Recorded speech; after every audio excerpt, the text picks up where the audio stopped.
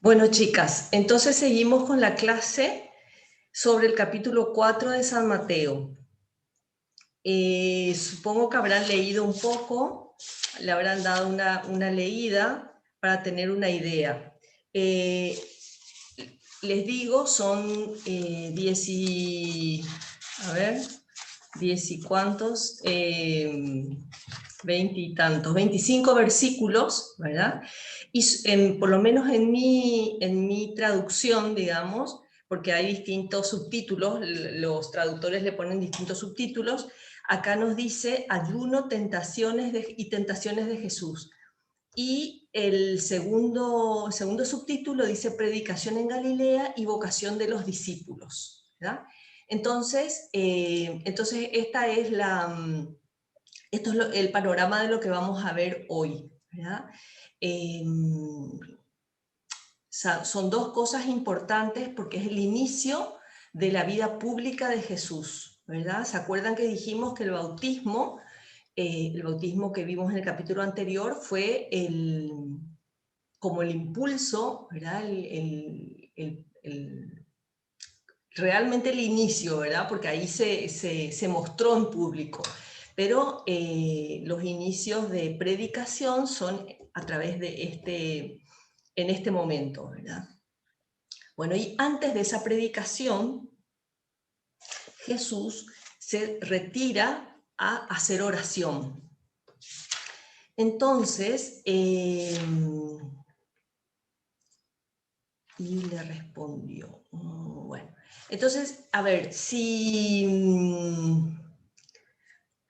Malena, ¿podrías leer el capítulo 4, versículo 1 al 6?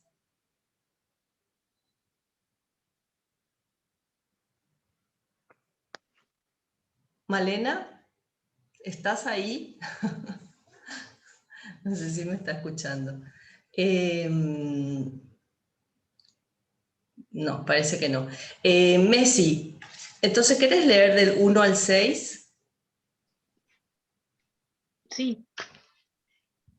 Entonces fue conducido Jesús al desierto por el Espíritu para ser tentado por el diablo. Y después de haber ayunado 40 días con 40 noches, sintió hambre. Y acercándose el tentador le dijo, si eres hijo de Dios, di que estas piedras se conviertan en panes. Él respondió, escrito está, no solo de pan vivirá el hombre, sino de toda palabra que procede de la boca de Dios. Luego el diablo lo llevó a la ciudad santa y lo puso sobre el pináculo del templo, y le dijo, si eres hijo de Dios, arrójate abajo, pues escrito está, dará órdenes a sus ángeles sobre ti para que te lleven en sus manos, no sea que tropiece tu pie contra alguna piedra. No sé si sigo. Sí, por favor, Sí. para Y le leer todas las respondió, tentaciones. ok. Y le respondió Jesús, escrito está también, no tentarás al Señor tu Dios. De nuevo lo llevó el diablo a un monte muy alto, y le mostró todos los reinos del mundo y su gloria. Y le dijo, todas estas cosas te daré si postrándote me adoras. Entonces le respondió Jesús, apártate, Satanás, pues escrito está, al Señor tu Dios adorarás y solamente a Él darás culto. Entonces les dejó el diablo y los ángeles vinieron y le servían. Ahí está. Perfecto, gracias, Messi. Entonces, las tentaciones, ¿verdad? Las tentaciones, Jesús quiso pasar, ¿verdad?, por estas tentaciones para mostrarnos cómo tenemos que salir de ellas, ¿verdad? Porque resulta que el demonio es el príncipe de este mundo. A veces le queremos sacar protagonismo al demonio porque no le queremos, porque realmente es el ser contrario a Dios, pero en realidad él domina de alguna manera, con su mentira y con sus artimañas, domina el mundo. Entonces, por eso el Señor se dejó tentar, o sea, nos puso se puso en esa situación de tentación, le permitió al demonio que le tiente para enseñarnos qué hacer, ¿verdad? Entonces, lo primero e importante es detectar que el demonio te está tentando, cosa no fácil, ¿verdad? Detectarlo, reconocerlo, reconocer y saber que el demonio miente siempre, ¿verdad? Miente siempre. Y lo otro importante con el demonio es resistirlo, o sea, reconocerle y resistirle, ¿verdad? Entonces, reconocerle en sus insinuaciones, ¿verdad? Las cosas que nos damos cuenta de que no están bien y que nos dan ganas de hacerlas, ¿verdad? Entonces, o de hacer algo que está mal o de no hacer algo que está bien, ¿verdad? En ambas situaciones el demonio está ahí a la pesca.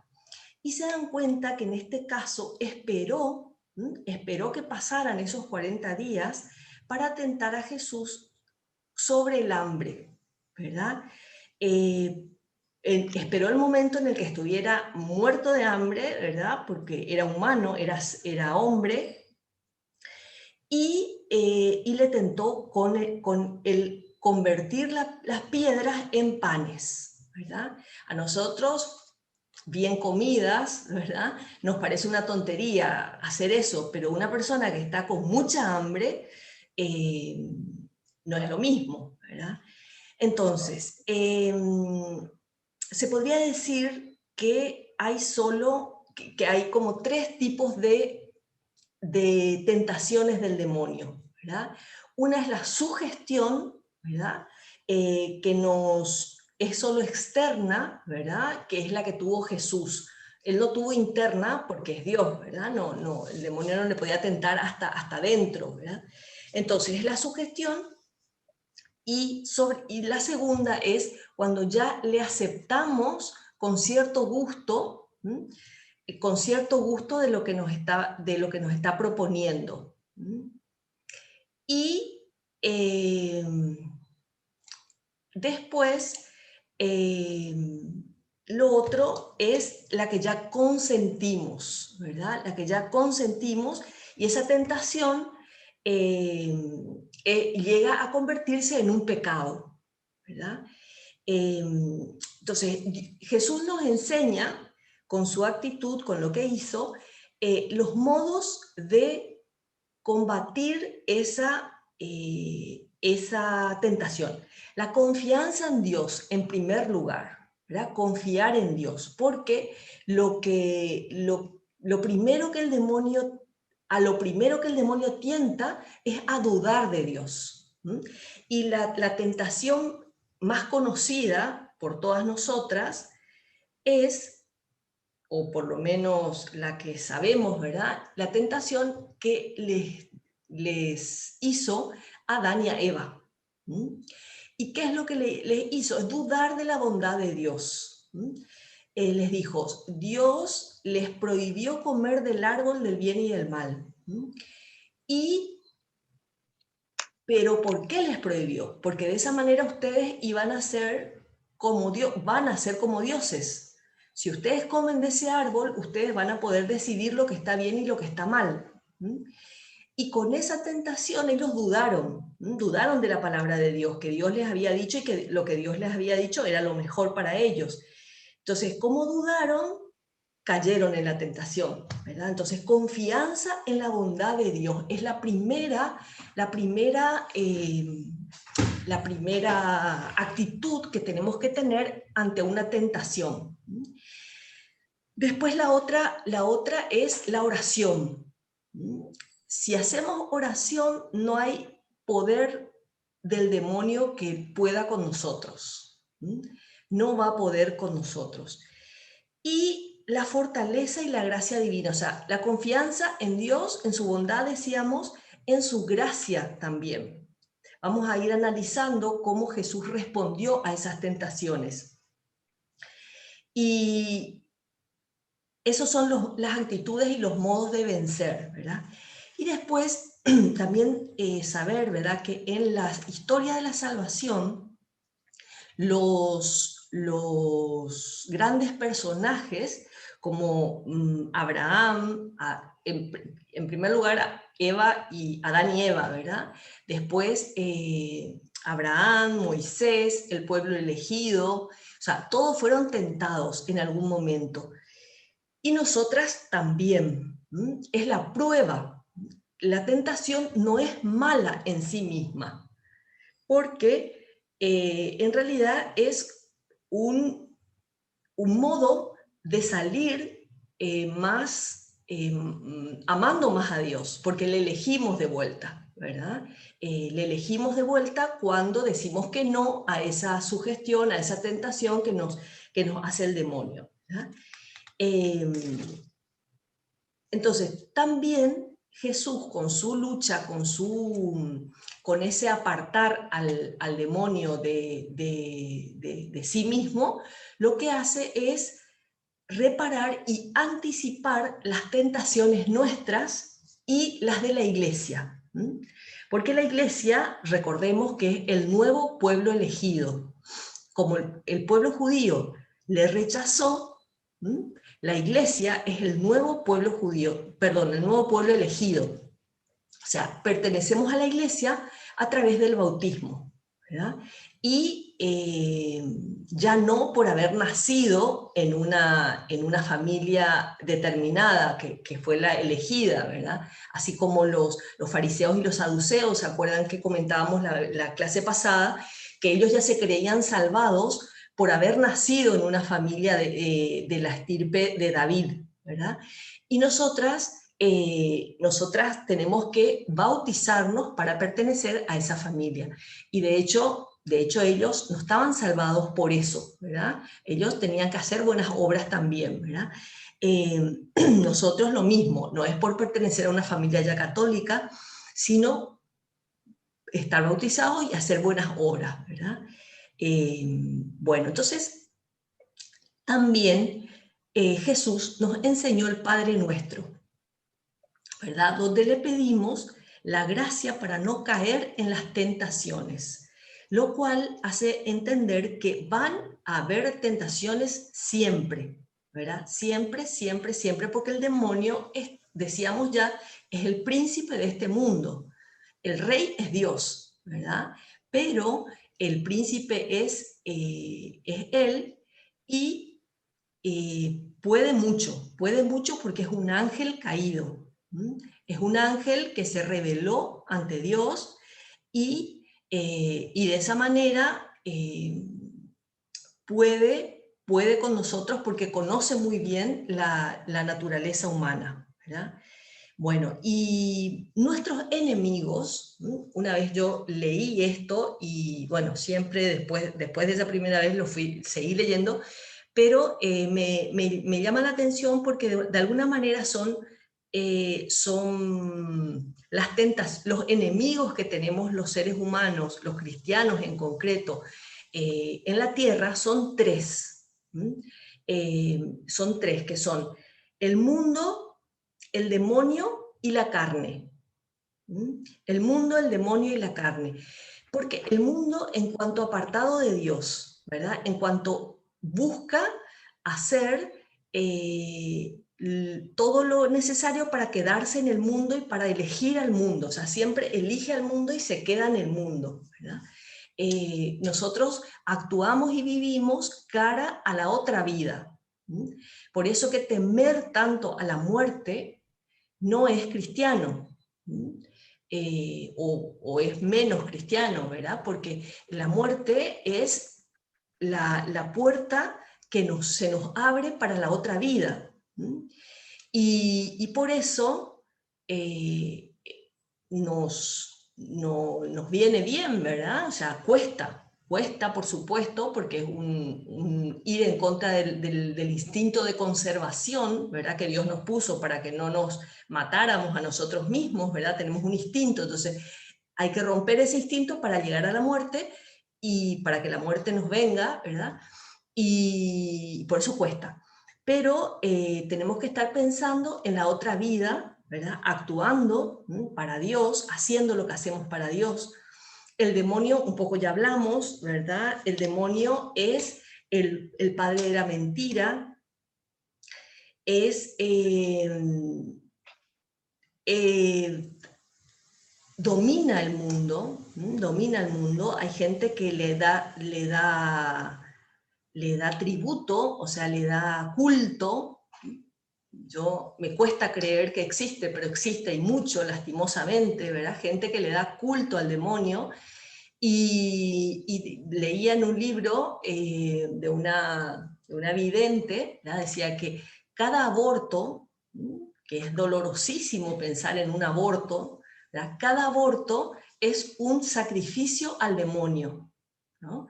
Sin que no porque la persona lo quiera hacer, ¿verdad? Muchas veces la pobre mujer que cae en eso no lo quiere hacer así, ¿verdad? Pero el demonio lo toma así porque es un pecado grave, grande y grave, ¿verdad? Entonces, ese culto al demonio le da poder, ¿verdad? Y nunca culpar a Dios, por las cosas malas que suceden, ¿verdad? Porque en realidad no son causa del demonio, ¿verdad? Causa de él. Entonces, el demonio engaña, ya decíamos, ¿verdad? Y hace que lo malo parezca bueno. Intenta, ¿verdad? Intenta hacer que lo malo parezca bueno. Y cada mentira tiene su origen en Satanás, en el demonio. Toda mentira, ¿verdad? Por más chiquitita que sea, el demonio es el padre de la mentira. Entonces, por eso es que no existen las mentiras blandas, blancas, etcétera, como le quieren llamar, para utilizarlas, ¿verdad? Para decir, no es tan malo esto, ¿verdad? No porque mi intención no es mala, no porque lo que sea, ¿verdad? La mentira es mentira y no hay que utilizarla nunca. Bueno, y el demonio es muy astuto también, ¿verdad? Es muy astuto y no va directo, no va, sino que le hace cuestionar, por ejemplo a Eva, le hace cuestionarle a Dios. Entonces te hace razonar como oponiéndote a la bondad de Dios. Por eso es muy importante que hagamos oración, que estemos de la mano de Dios, que seamos amigas de Dios, para no ponernos en su contra, para que el demonio no logre ponernos en su contra, ¿verdad? Bueno, y Jesús en el versículo 2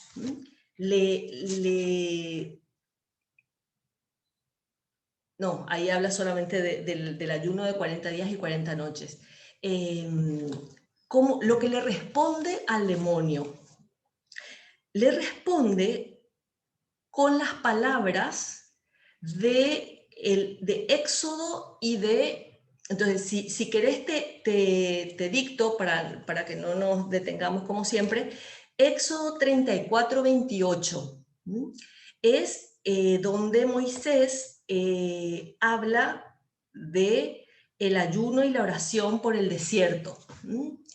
Cuando se va, los 40 días y 40 noches que pasan en el desierto. Y también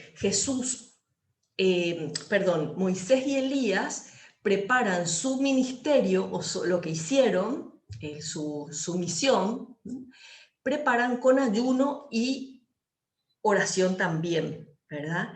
Entonces, esos pasajes que les dicté, Éxodo 34, 28, es de Moisés. Y 1 Reyes 19, 5, 8 es 1 Reyes, ¿verdad? Porque hay 1 Reyes y 2 Reyes. Entonces, 1 Reyes 19, capítulo 19, versículos 5 al 8, es Elías. ¿verdad? Como Elías también hace lo mismo, ¿verdad? Va al desierto, reza y ayuna. Por eso la Iglesia todos los años nos invita en la Cuaresma, que pasamos hace un tiempito, nos invita a hacer ayuno. Hacer ayuno antes de, en un modo de decir, ¿verdad? Antes de predicar, antes de que nosotros enseñemos a los demás a amar a Dios o lo que Dios pide de nosotros, ¿verdad? Y también este retirarse de Jesús nos enseña que nosotros tenemos que rezar y mortificarnos, ¿sí?, ante cualquier decisión que tenemos que tomar, un poco más importante, ¿verdad? Después también ante cualquier emprendimiento o actividad que tengamos que hacer, ¿verdad? Entonces, son enseñanzas de Jesús que de pronto no nos damos cuenta cuando leemos el Evangelio, pero bueno, justamente estas clases son para que nos demos cuenta de eso, ¿verdad? O sea, Jesús nos enseña eso. Y Jesús le responde al demonio, esto no solo de pan vive el hombre, sino de toda palabra que procede de la boca de Dios, es una frase que ya está en el Deuteronomio. Así se llama un libro, uno de los libros del Antiguo Testamento. El Deuteronomio 8, versículo 3. Ahí está esa frase. O sea, Jesús lo que manifiesta es que sabe de memoria las palabras de la ley, ¿verdad? Del Antiguo Testamento. Y entonces, ¿por qué Jesús no hace estos milagros que le dice el demonio? En primer lugar, porque van en provecho propio. Todos los milagros que Jesús hace son en función de los demás, en función de ayudar a los demás. Y estos milagros que le dice el demonio son para provecho propio y están fuera del plan de salvación. Están fuera del plan de salvación y por eso Jesús hecho hombre, Dios hecho hombre, no lo permite, no lo hace, y además, el ancho. ¿Me escuchan bien? Ahora sí. Voy a cambiar de conexión un ratito.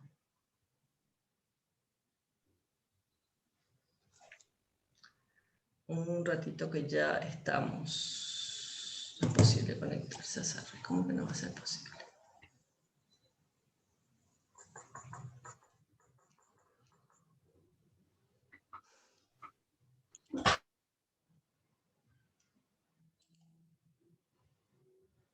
Ahí está.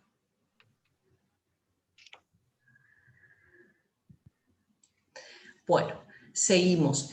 Entonces, no estaban dentro del plan de salvación, ¿verdad? Por eso Jesús no los hace, ¿verdad? Porque era para saciar su hambre, era para su gloria. Le pone encima de la ciudad del templo y le dice que si es hijo de Dios se arroje porque ahí le cita, vieron cómo el demonio actúa, ¿verdad? Le cita unas palabras de la Escritura nuevamente para decirle que, pues escrito está, dará órdenes acerca de ti a sus ángeles que te lleven en sus manos para que no tropiece tu pie con alguna piedra, ¿verdad? O sea que de pronto Jesús podría haber pensado, bueno, sí, esto la verdad que es cierto, Dios me va a salvar, pero no era necesario. Entonces eso la Iglesia siempre vio como una, a ver, ¿cómo es que se llama? Se llama tentar a Dios. Eso. tentar a Dios, porque es ponerse en un peligro innecesario, sin motivo, y pedir su ayuda extraordinaria, ¿no? Entonces estamos tentando, porque no es necesario que nos pongamos en ese peligro. ¿Cómo Jesús confía en la providencia de Dios? Confía en la providencia de Dios con ese que Dios le va a saciar el hambre que tenía. Aparte que bueno, era una cosa voluntaria la que estaba haciendo, ¿verdad? Y acepta, en contraste además con la queja de los judíos cuando Dios les da el maná. O sea, van por el desierto los 40 días huyendo de los egipcios y les da de comer el maná. Nos suena eso, ¿verdad? El maná en el desierto. Y se quejan porque se aburren, ¿verdad? De eso, de esa comida, y no les sacia, según dicen, ¿verdad? Entonces, cómo Jesús acepta con mansedumbre, con amor, ¿verdad? Y el maná, ese pan, ¿verdad? También hace alusión, de alguna manera ya está prefigurando lo que es la Eucaristía, lo que es para nosotros la Eucaristía, el gran alimento que es para nuestra alma, el pan eucarístico, ¿verdad?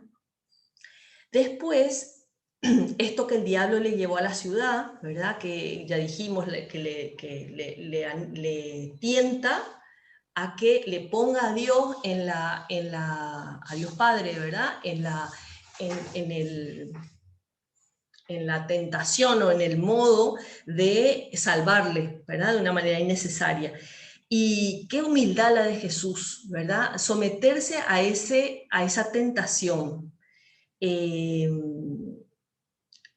De hecho, se dejó tentar, se dejó hacer de todo en su pasión, ¿verdad? Y acá también. Y el demonio interpreta las escrituras como le conviene a él, ¿verdad? Y eso es lo que hace mucha gente, lastimosamente, ¿verdad? Hay muchas personas que digamos que lo que hacen es interpretar las Sagradas Escrituras, interpretar la Biblia como se les antoja, o sea, como les parece, ¿verdad? Como les parece en ese momento y como les conviene también en algún caso, y sin tener en cuenta dos cosas: la tradición y el conjunto de la fe. El conjunto de los evangelios también, ¿verdad? El conjunto de todo lo que dice Jesús, porque no hay que sacar como palabras así fueras de contexto, ¿verdad? Que es lo que a veces se llega a hacer. Bueno, entonces, y con eso se llega a un estado de no llegar a la verdad, porque es una media verdad. Y justamente la mayor mentira es la media verdad, porque engaña. Cuando es una mentira evidente, ¿verdad? Es más fácil darse cuenta que es mentira.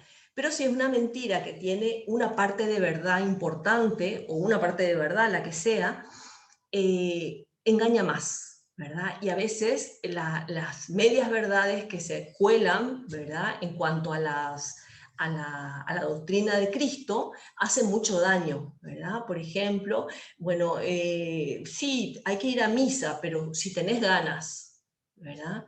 Y eso es mentira, ¿verdad? Es mentira. La misa vale por lo que es, no porque yo asista o no.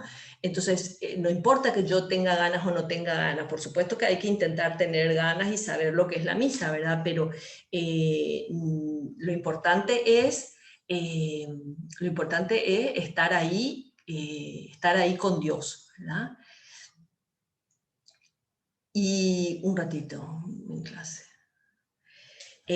Bueno, y después, ¿qué más les cuento?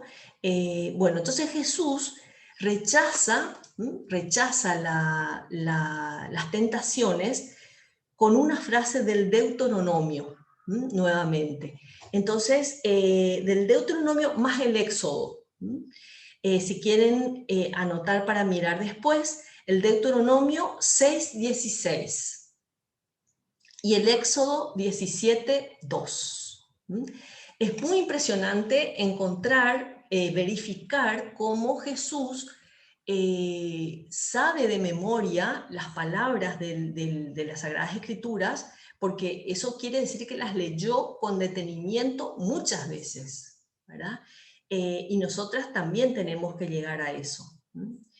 Y después, por último, dentro de las tentaciones, ¿verdad? La tercera tentación le dice que le adore, que le adore, le propone o le propone un reino terreno, un reinado terreno, le dice que le va a dar todo si es que postrándose en tierra le adora. ¿Se imaginan hasta qué punto llega su atrevimiento, verdad? Y el Señor le responde de esa manera, ¿verdad? De esa manera, al Señor tu Dios adorarás y a Él solo darás culto. Esa también es una frase de las Sagradas Escrituras, ¿verdad? Acá no tengo el pasaje. Pero vendría a ser el primer mandamiento de la ley de Dios, ¿verdad? Y acá nuevamente el Señor lo que hace es reparar las miras humanas del mesianismo que tenía la gente.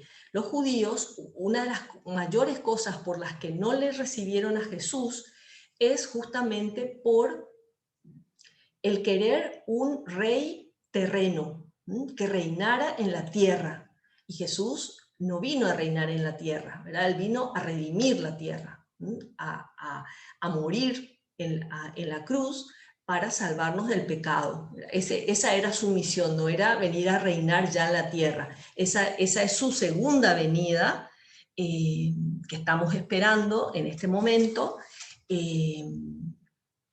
pero no en ese, ¿verdad? En ese era la pasión. Y también, acá es importante esto, ¿verdad? Tener en cuenta que es una advertencia también a la iglesia, que es su nuevo pueblo, que decíamos ya, ¿verdad? El nuevo pueblo elegido. Eso es muy importante tener en cuenta para sentirse una sola cosa como iglesia, ¿verdad? Como iglesia que somos, con la cabeza teniendo a la cabeza al Papa, ¿verdad? Y a todos los obispos en comunión con él. Ese es el nuevo pueblo elegido. Y entonces la misión que tiene la iglesia es la de llevar al hombre a la salvación, al cielo. No es un dominio terreno ni un estar atentos, estar atentos, perdón, a no dejarse seducir por el demonio. Existe acá una cosa que no sé si escucharon hablar, que se llama la teología de la liberación. Es una corriente dentro de la iglesia, dentro de nuestra iglesia católica, en que hay sacerdotes y obispos que buscan el bienestar humano de las personas, de los cristianos, olvidándose o retrasando o relegando la parte espiritual. Esa es la teología de la liberación, que hizo que en la iglesia, que en la práctica de la iglesia, se descuidara mucho la confesión, la Eucaristía misma, ¿verdad? Se descuidara la catequesis, se descuidara la enseñanza de la doctrina de Jesucristo, ¿verdad? Y esa teología de la liberación está en nuestra iglesia muy metida. estuvo muy metida y ahora tenemos las consecuencias, ¿verdad? Las consecuencias de que los sacerdotes en muchas parroquias, en algunas parroquias, no confiesan o confiesan un ratito antes de la misa, ¿verdad? Y realmente tendrían que dedicarle horas y horas a la confesión, ¿verdad? Y no pasa eso porque tienen otras ocupaciones, etcétera, ¿verdad? Ese es un ejemplo de lo que puede ser el que los pastores de la iglesia se dejen seducir por el demonio, ¿verdad? Y no cumplan con ese llevar al cristiano a la vida eterna, al cielo, ¿verdad? Bueno, y después después está, lo dejó el diablo y los ángeles vinieron y le servían. Entonces, luego de que Jesús luchó contra el demonio, le dejó el diablo. Digamos que pudo con él, Dios pudo con él, Jesús pudo con él. Y ahí tuvo el consuelo de los ángeles, ¿verdad? Solamente después de haber luchado, no antes, ¿verdad? Antes es como que es la prueba, ¿verdad? El Señor de alguna manera nos está mirando, nos ayuda si le pedimos ayuda, necesita nuestra libertad, necesita nuestro pedido para darse cuenta para que nos demos cuenta nosotros de que le necesitamos, ¿verdad? Y ahí están los ángeles de la guarda, los ángeles de la guarda que son los encargados de nuestra santidad. Ellos están ahí para llevarnos al cielo. Y también necesitan que le pidamos las cosas, ¿verdad? Que sepamos de su presencia, que le pidamos las cosas, que les escuchemos, que les hagamos caso, que les recemos. Y así vamos a lograr, ¿verdad? Ese vencer las tentaciones, que es lo que nosotros queremos, ¿verdad? Porque queremos estar muy cerca de Dios. Bueno, y hasta ahí llegamos con esa parte de las tentaciones. Se nos acaba el tiempo y les pregunto, ¿podemos dejar para la próxima clase o seguir y terminar el capítulo?